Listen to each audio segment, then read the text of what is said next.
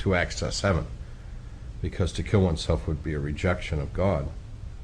And so, I guess that's one of the reasons why knowledge of heaven has been so obscure, because we don't really need to know about it. Heaven, just a few little things about it. Every possibility of life and every interesting and wonderful thing that ever was, is, or will be, not just in this world, but in the entire universe and in all the dimensions, is in heaven. So heaven has the essence and the knowledge of everything that was and is yet to be. And one has an opportunity to see and feel and touch and know and experience. So, I mean, obviously one can spend an eternity in heaven just experiencing things, just looking at things, just getting to know things, and being around things. Heaven is layered like an onion, and the outer part of heaven is seems like the physical world, because that's the entry level for beings from the physical world. And then as one goes deeper and deeper into heaven, it has different rules of physics and different properties.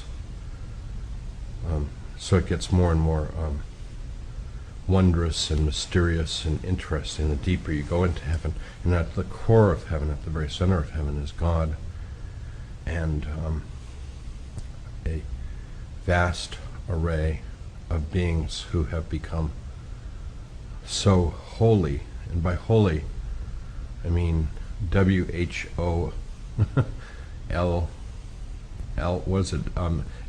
I guess, and H-O-L-Y, become so whole, so complete, that there's no longer any doubt, any blemish, any shadow, any hesitancy, and they are ready and eager to be one with God, to be in communion with God.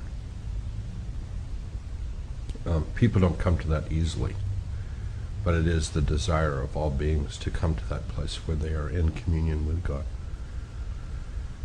And in the center of heaven, people are invited to participate with God in the ongoing act of creation.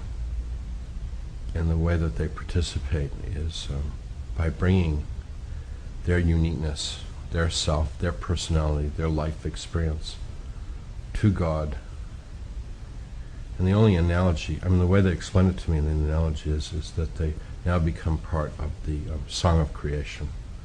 Or as it's been said, they become part of the heavenly choir. God is the conductor and composer of the song of creation, but each of us gets to bring our own unique self, our own unique instrument, voice, into that choir and participate with God in that. And the song of creation is in fact the creation. Or, to put it another way, we are being sung by God in the heavenly choir. And if God in the heavenly choir to cease the song, there would be no physical universe. There would be no time, there'd be no space, there'd be no matter, no energy, because in fact what the universe is vibratory states of space created by the song of creation. And that's who and what we are and what we experience. And so we come back to our source. We emanate from there. It's our origin and our source, where we come from. We come out into this world and have a variety of experiences, even including the bizarre experience of thinking that we're somehow separate and unique and apart from all of that. Things that we're here to learn is how utterly connected and dependent we are in all of that. We're all connected. We're all, in a sense, part of the one. And so what we get to experience in this life is both our separateness and our connectedness to the one. One of the interesting things in my experience was the angels and Jesus always referred to God as the one. I found it interesting in the Bible that God is very often referred to as the one. In the most profound prayer of the Jewish faith proclaims that God is one. In the Shema, "Hear, O Israel, the Lord is our God, and the Lord is one," and that the singularity and totality and completeness of God really is the beginning of wisdom and our relationship to that, because from this singular, complete one, we are a part of that oneness, and that's what our return to God teaches us. And in human terms, it's coming home. When we go to heaven, we have come back to where we were born from, where we belong and who we are. And to come to God in the center of heaven is to come back into the bosom of our mother, our father, our creator, and to finally be home, really home, and to know and to be known, to receive love and to give love. And that's our completeness, because that's what we are. We are an act of God's love expressed out, and we bring that love back in a new and profound way to God from this experience of life, even from this experience of separateness. But once we know who we are, we know we're no longer really separate anymore. Even though sometimes I feel like a stranger in a strange land, I know that what separates me from God is very little. So that's one of the weird things. Although heaven and hell seem far away, they're really here, very, very close. The reason why they're so close is that it's dimensional travel. It's not space and time travel. And so, even in this world, God is not so far away. And God hasn't, through the Holy Spirit, that can dwell inside of us, and does dwell inside of us.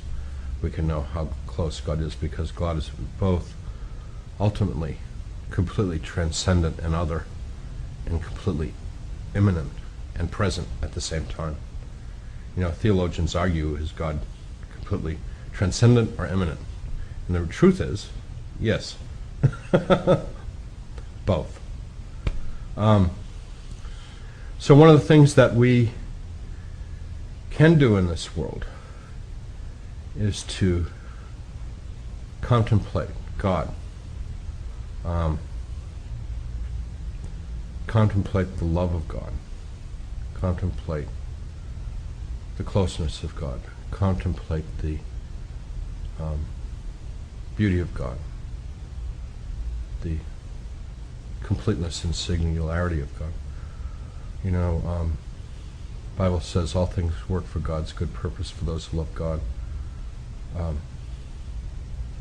Because the reality is, and this is one of the big profound truths that the Bible's trying to teach us, is that God wins.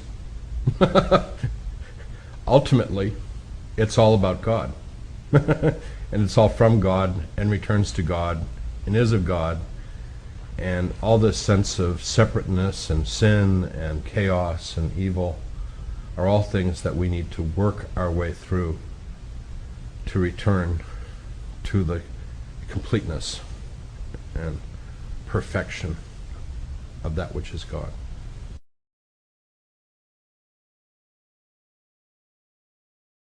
I asked them if there were other worlds, and they said, yeah, the universe is full of other worlds, and there are other dimensions of other physical universes, and those are filled with other worlds. So there's worlds in in our physical universe, there's